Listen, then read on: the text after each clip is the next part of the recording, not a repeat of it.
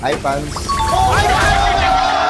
Ang goal ko nga pala sa season na to is magpatap PH kay Granger. At kung paano ko gagawin yun, manood ka na lang. Tapang muna tao. Bilib ako sa kakayahan mo. Pero hindi makakalagpas sa akin yan. Bakit nga ba ako nagpapatap PH kay Granger? Dahil na rin kay Doc Jean, na-inspire ako sa mga videos na ginagawa niya dahil kada season is nagpapatap global siya sa isang hero. Akin naman is top PH lang muna kasi solo gamer lang ako at alam naman natin kung solo ka is mas maraming talo kaysa sa panat. Dahil na rin sa Hindi mo ma-anticipate yung mga kasama mong random. Kaya minsan sila pa yung nagiging dahilan upang matalo sa laban. Pasdan mo lang ha. Ito kasi yung sa akin eh. Sa dami kong nagawang kabutihan sa kanya, taka na yung mali ko yung napupuna niya. Bakit ganon? Dito sa part na to is bala ko lang mag-push ng tower and pinilit ni Clint na mag-def sa tower niya kaya nag-low HP siya and pinasok ko siya and nabigyan niya rin ako sa part.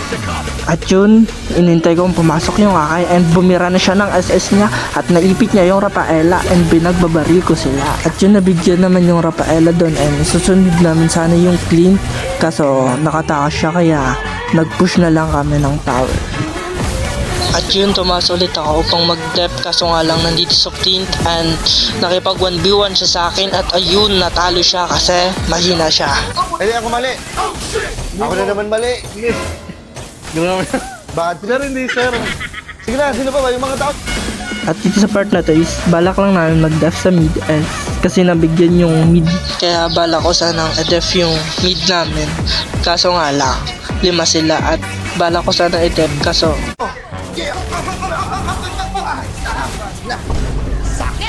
Ang ganda yung ikot ng Akai doon at naipit niya yung Eudora kaso siya pa yung nabigyan sa part na yan. So lugi kami sa early game kasi dahil na rin sa silong namin kampe. So gumawa naman siya ng paraan and nakapush siya sa top kaya good trade na rin yan.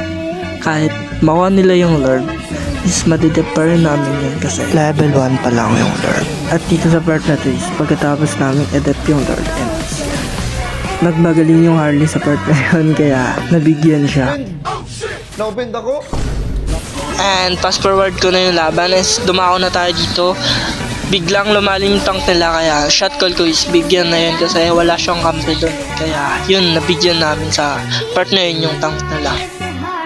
And dito sa part na to is bala ko sanang respawn yung tank namin kaso nakabang pala doon yung Eudora. Kaya muntik na ako nabigyan doon, buti na lang meron yung SS na plugin kaya hindi ako nabigyan doon. And